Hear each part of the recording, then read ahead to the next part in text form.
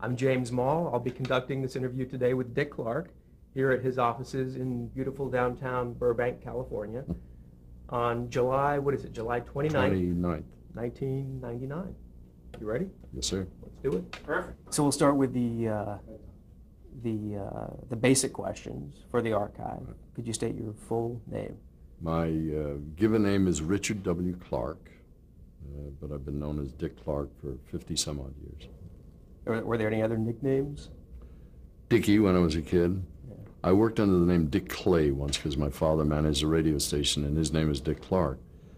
And I didn't want to confuse anybody, but that was a matter of about 6 or 8 months. And so that was the name you were given at birth? Yeah. And what is your birth date? November 30th, 1929. And the city and state of your birth? I was born in Bronxville, New York, raised in Mount Vernon, and New York, that is, for 18 years. Well, let's talk a little bit about where you were raised. And what I was raised in an apartment building in Mount Vernon, which was a suburb of New York. My father was a salesman, commuted on the train, and he came every night to dinner at 7:30. And brothers and sisters? I had a brother who was killed in the Second World War. He was a fighter pilot. So as a child, were there activities that interested you, that you were passionate about? What's applicable to this interview would be, I had an old diary dated 1938, which had made me somewhere between 8 and 9 years old at the time.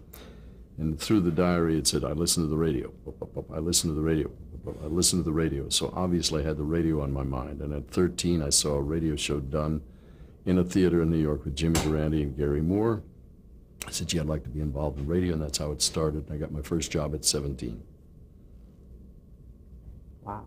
So you knew pretty young that you were interested in radio. Yeah, I started in radio and television. I sort of grew up together. This is my 52nd year this year in the entertainment business, where I got a check. My first job was in a mailroom in a radio station that my father managed at the time, so it was, what do they call that? Nepotism personified. But I was up to my elbows in blue ink. In those days we had mimeograph machines. I don't have many more, but that was my first job. But when you were a young child and you were in the house with your parents, you were listening to the radio, did you talk about wanting to be on the radio? Did you mimic other radio personalities? Were there personalities or on the air that you were... Oh, sure. I grew up listening to Edgar Bergen and Charlie McCarthy and Burns and Allen and Jack Benny and all the people that were the pioneers in the Deluxe Radio Theater and the Lone Ranger. I mean, you'll have me here for 5 hours, start that far back. I go a long way. Were there other things that you thought you wanted to do when you grow up? Never had any other idea except to be in the radio business, which by natural course took me into television, took me into theater with motion picture and a lot of other things. Which we're going to get into in detail, I hope. Better talk fast. All right. How do you describe the start of your professional career? When did it actually begin for you? While I was working in that mailroom, I used to go in to sit with a morning disc jockey, a guy named Danny Fusco at WRUN in Utica. Every now and again he'd talk to me on the air. We had FM in those days, but nobody listened. It was sort of straight up in the air, and there were, nobody out there. We had the Rural Radio Network.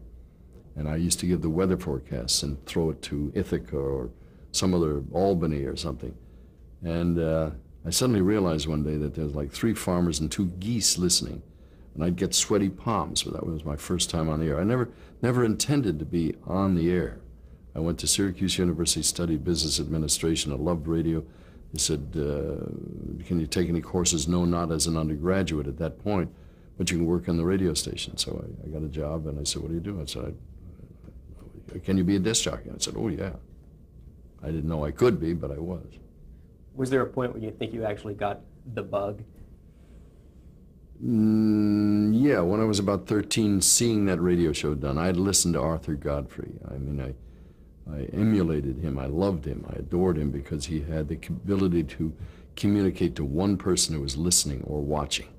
Most people would say in a stentorian voice, "Good evening, everyone." Well, everyone. Godfrey knew there's only one person listening at a time. And I've tried to drum that into everybody I ever ran into in my life. I still cringe, and news does it all the time. "Good evening, everyone." Ba ba ba ba ba ba ba ba. I'm not everyone. It's me. It's a number one lesson everybody ought to learn, but they don't. So where did it progress from there, as far as your experience with radio and being on air? Well, I had a couple of radio jobs. I did it in college, did it when I graduated. Got a television job with my father's competitor. That's when I changed my name. I became a news anchor man. Had a device in my ear. We had no teleprompters. I recorded it, listened to it, and repeated it immediately thereafter. I'll demonstrate in a minute. And I was good.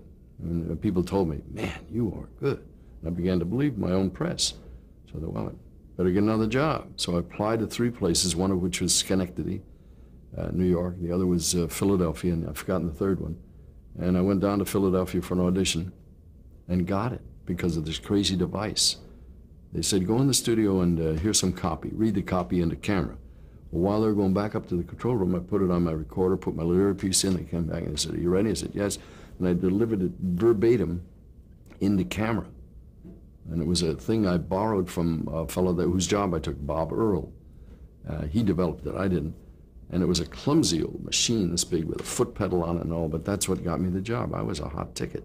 I won every audition there was from then on because of the goofy thing in my ear. When did you feel you actually started to develop what you would think of as an on-air personality? That started in radio, and I learned it from Godfrey, just be yourself. I'm of English heritage. The English are not known for a great sense of humor. Second only to the Germans, maybe. They don't come by it naturally. So all I could do was be myself, and I did pretty well doing that. So give us just a little bit of a sense of the historical perspective. Where were we at this point, especially technologically with television? Where was television at this point? In my early days in Philadelphia, which was like 1952, I started there. That's when the Bandstand went on the air, and we'll talk about that later. It was a television show I did. We had black and white cameras that were huge, E-mobile. We did everything in the studio pretty much so. Our studio was at the arena next door to it was next door to the arena in Philadelphia because I'm sure they thought it was all going to be wrestling and boxing and who knew what. Station was owned by the Philadelphia Inquirer. We had AM, FM, and fax. We didn't know what fax was in those days, and they explained it to me. You'd get the newspaper over your phone line. I said, oh, it makes sense for a newspaper outfit. It was owned by the Walter Annenberg people. Mr. Annenberg, I should say Ambassador Annenberg now, was the head of the organization founded by his father. And I was one of the employees. Now, you were working in radio, though, and television, it seems from what you said, it was emerging. Well, they put me into radio because they said I was too young to be a newscaster. I went down there. We didn't have the word anchor in those days. That's a phrase that came years later, news anchor person. We were just the 11 o'clock or the 10 o'clock news guy. And they took one look at me and said, can't do that, made me a disc jockey. I lost cigarette ads, beer ads, everything. I was in my 20s, but I had a teenager's face. Do you remember the first time you actually saw television? Yeah, I believe it was in 1939 at the World's Fair in New York, and it was strange because, as I recall, it was a little picture that was projected upside down into a mirror, and you looked at the mirror. It's ironic. I think I'd have to research this more accurately, but 1929, I think they first demonstrated some kind of television. 1930, that was the year of my birth. 1939, when I was just a kid, I fell in love with it, and I spent the rest of my life doing it. It's very coincidental.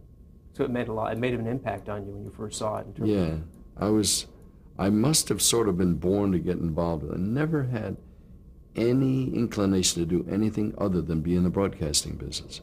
I do now want to do other things because this will be funny for people watching 100 years from now because I'm dreaming about the new forms of communication. I'm almost 70 years old. I'm saying, wow, there's a whole... What's happening right now in 1999 is sort of what happened to me in the 50s with television. I said, wow, that's going to be big.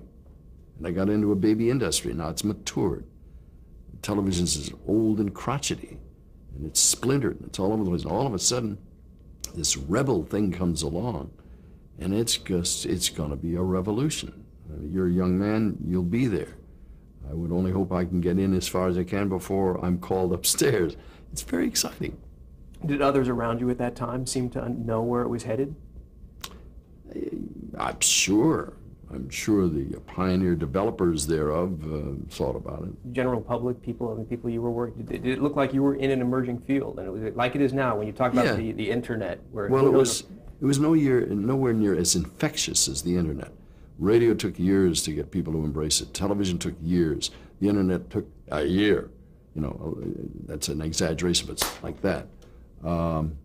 But people gathered in front of appliance stores, they watched and so forth. I'll tell you, digression. Only misgiving, only thing I'm ever sorry about in my life professionally. When I was a disc jockey in Philadelphia, there was a thing called community antenna television, developed by a guy named Gerald. He took an antenna on a rooftop and up in the coal mining area, they'd run it down. And the people that got into this were appliance dealers, much like early days of radio. They bought these things because they could sell the machine. They got it so you could sell a television set, not to distribute television. And here I was in Philadelphia. It was the third largest market. They only had 3 TV stations. And I got a little bored doing my job one day. And I said, you know, I wonder what it would take if I could wire up Philadelphia and bring them to New York.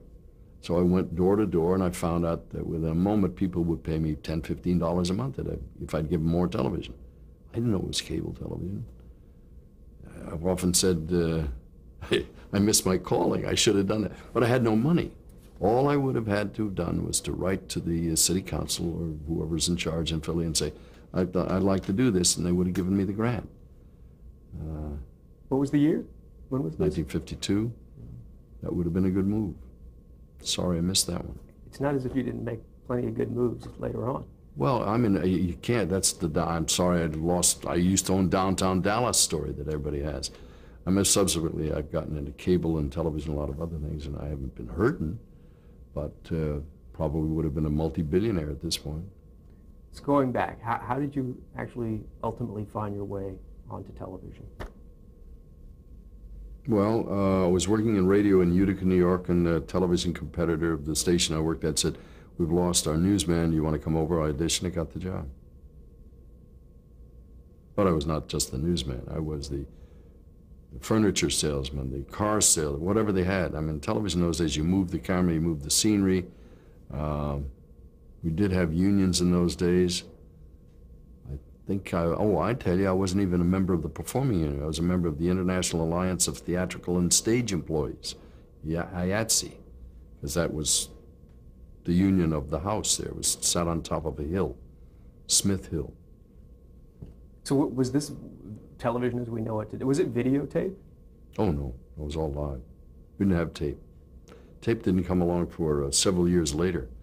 The bandstand, which you will get to eventually, the music show that I did with kids dancing to records, was live for the early years of its life. It didn't go on tape until like the 60s. So there was no way of recording what you were doing live in those days. Once it's out, it's gone. Oh, kinescopes, and that was an old process where you take the video tube, put it up, and put a black and white 16-millimeter camera in front of it and photograph the tube. We have a lot of that in our archives. We have a very large musical archive, and the 50s stuff is all black and white film. It transferred, of course, to other media now, but it started as 16-millimeter film. But I guess in the very early days, they weren't even doing that, or was everything filmed on 16-millimeter? Well, they filmed this stuff so they could send it to Alaska and Hawaii, because we didn't have interconnect. We obviously didn't have any satellites. So they'd film it, fly it out to Hawaii, and then they would be required to return it. And the way I got my hands on a lot of it was junk. Nobody wanted it. I begged ABC once, I have a wonderful letter in my file, would you please allow me to buy the old films of Bandstand and Where the Action Is, some music shows I had, because they were going to the scrap heap. I said, no, it's against network policy. I said, I'll pay anything. No.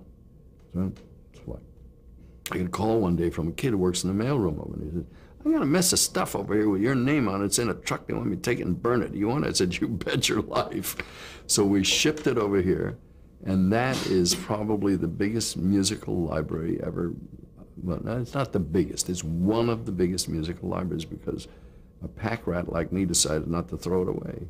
And Thank God. Some smart mailroom kid made a phone call. Well, you see, he probably had the same genes I did. I got this from my grandmother. She never threw anything away. As you'll notice around the office, there's junk everywhere. I mean, it's much to my wife's consternation.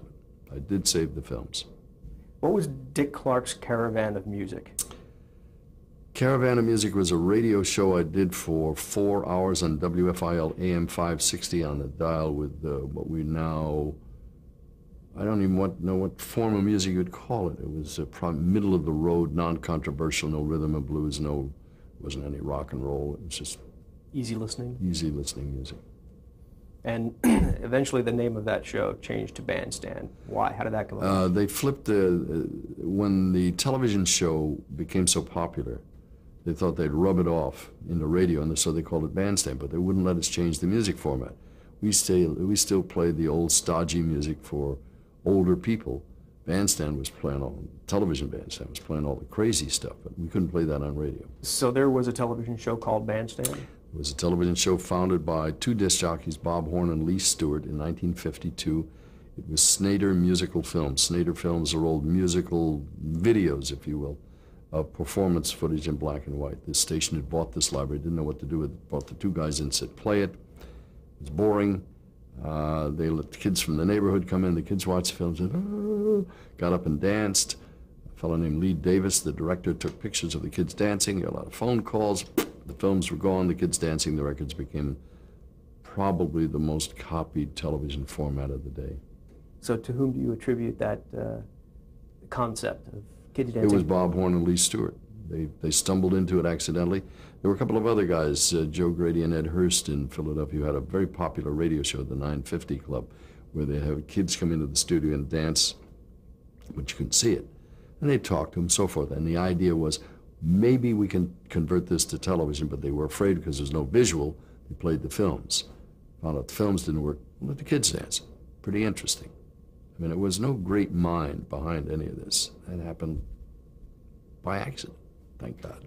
Were you a fan of that show, Bandstand? I never got to see it. I was on against it. I was doing radio. And eventually I was doing the radio quote version of Bandstand, and the guy, Bob Horn, who was the survivor of that partnership, they split right after a year. He would come in and say, hi, it's Bob Horn, Dick Clark, and he'd leave and do the television show. After it was over, he'd come back, have a beer, and say, yeah, it was a wonderful afternoon. Talk to you tomorrow, and he'd leave. It was a very odd arrangement. So he was like the celebrity host? Oh, he was a huge, well, not huge. He was a very well-recognized Philadelphia disc jockey, and he was a middle-aged man. The irony here was he never really cared too much for kids, and here he was this idol of kids. They loved him. He swallowed that pill because he made a lot of money. So if you were playing easy listening music, who was your audience on the radio? Middle-aged people, housewives. We had a very small audience. It wasn't successful. Then how did the transition come about from you being on radio Bandstand to television Bandstand? The man I just mentioned got fired. They had to have another host. I was 26 years old at the time, looked the part, knew the music, were very comfortable on television. They said, do you want it? I said, oh man, do I want it? I know, oh, boy. Yes, I want it, so I got the job, and I had to get over about 2-3 days of misery with the kids who missed Bob, but we got along real well because I like kids. I genuinely like younger people. To this day, I like people younger than I. So it was a good marriage. So finally you were playing music that appealed to the kids. How did you feel about this music? I was raised on jazz, a little bit of rhythm and blues, and mostly big band music, so a lot of it was very unfamiliar to me. The day I walked in, Stranded in the Jungle by the Jayhawks was #1 on our top 10. I said, Stranded? So I did a quick education of what it was, and I soon realized that it wasn't alien to me because I love rhythm and blues. It was rhythm and blues. I was a country music disc jockey 10 years before that, so I knew country, and it was an amalgamation of those two, so it was a fast learn. In those days, you learned by the seat of your pants. We didn't have any surveys. We didn't have any electronic media to speak of. We talked on the phone to fellow disc jockeys. That's how we determined what was hot. You'd call around the country and ask. I'd get a call from a guy in Philadelphia, a black friend of mine, Georgie Woods. Georgie Woods, the man with the goods. We'd talk 3-4 times a week. He'd tell me what the black kids like. And I said, well, if the black kids like it, I know the white kids are going to like it. And it worked. Were there black kids on the show at that time? Very few. Very few. We lived in Philadelphia. It was a segregated community. There was no rule that they shouldn't come, no formal, station policy or anything. But if you were black in those days, you just didn't do that. And occasionally you would get one or two strays, and somewhere, as close as I can figure, 57, 58, there was a guy who produced the show with me, Tony Mammarella. And with no instructions whatsoever, we said, we didn't even use it. I don't think in those days we used the word integrate. So we've got to bring some black kids in here because things are changing. And if we don't, there's going to be problems, there'll be probably protests and so forth. So we began to filter in a few. And I can remember, it's a vivid recollection I had, the very first time ever in my life I talked to a black teenager on national television. It was in what we call the Raider record portion of Bandstand, which is a dance show, kids dancing. They listened to the records and gave a rating. It's the coiner of the phrase, I like the beat, it's easy to dance to, which became part of Americana. But talked to the black kid, show was over. I mean, it's the first time in 100 years I got sweaty palms. Television doesn't make me very nervous. I've done a lot of it. At that point I was doing 17 and a half hours a week of live television, so you sort of can get through anything. But that day I sweat because I didn't know what the reaction would be with Southern television affiliates. Nobody had ever done this before. And sure enough, there wasn't anything. There wasn't a phone call, there wasn't a protest. And from that day on, we began to get more black kids in the studio. When the show moved from Philadelphia to LA, we had blacks and Chinese and Mexican, every color of the rainbow, and by then it didn't matter. But the lovely part about it was, I think I'm real happy about, we didn't do it because we were do-gooders or liberals or going to make it happen or blah, blah, blah. No, it was none of it. Just, it's probably the thing we ought to do. It was naive, but it worked. And if the whole world could have done that way, wouldn't it have been great?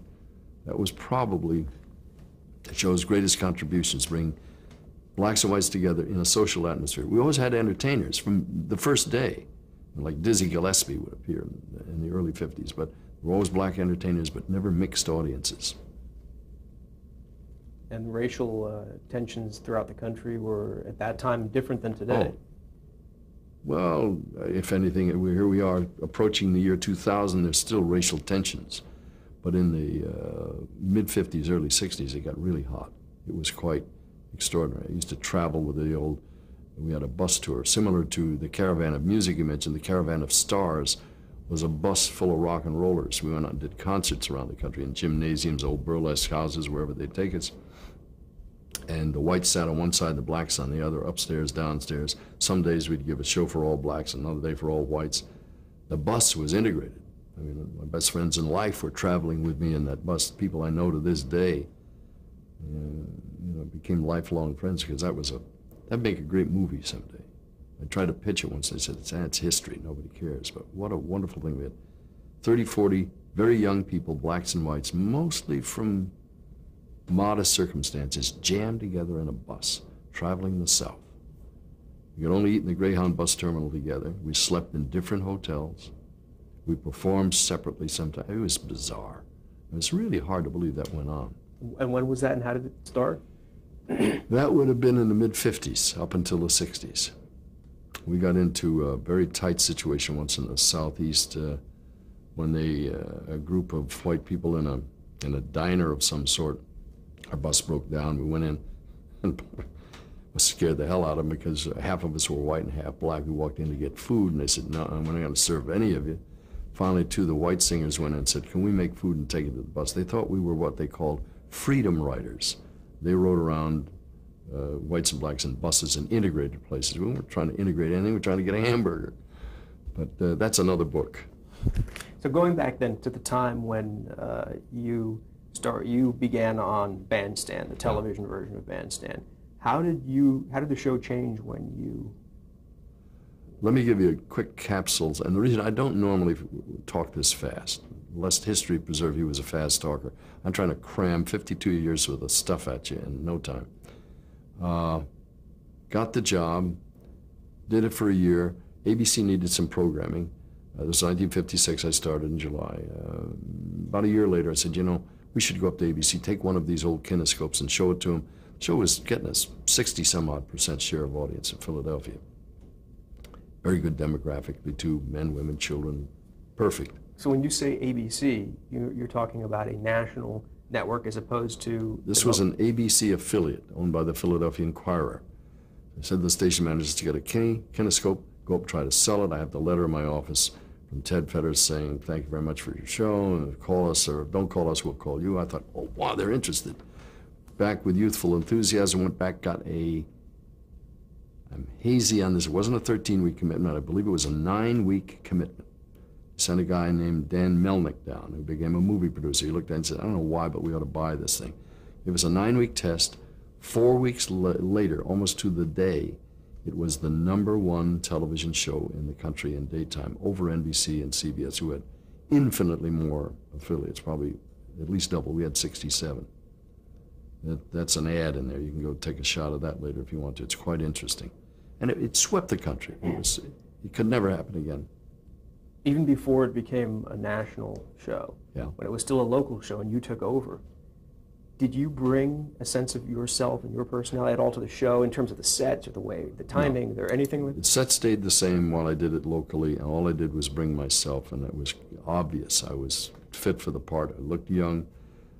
As I said, I genuinely like kids. I did then, I did now. It was a perfect match.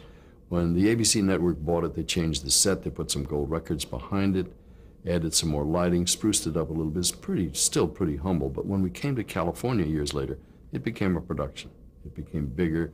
The disco era came in the 60s. I mean, the wonderful chronology of American Bandstand is like 40 years of American life. Everybody grew up with it. It's phenomenal. I mean, a year or two ago, they ran a recognition survey, and they found that 9 out of 10 Americans could tell you who Dick Clark was. That's extraordinary. I mean, it's unbelievable. But what it is a reflection of just having been around since the beginning of time. When did you first start to get a sense that you were actually famous? And how does fame start to affect a guy in his 20s who's... I can remember when the show first went on the air, I would come out. We didn't even have an announcer then. Finally, we got Charlie O'Donnell saying, here's Dick Clark. But in those days, they would put up a little superimposer thing. I didn't have chyrons in those days. My name, as I came out, said Dick Clark, because they said, nobody's going to know who the heck you are. Well, in about a week, they knew it was... I can't believe that I was that young and stupid not to know it was happening, but it was just phenomenal. So you didn't even realize it? No, I was and still am the luckiest man you'll ever meet. I was doing a job I loved, didn't get much money, but I was real happy.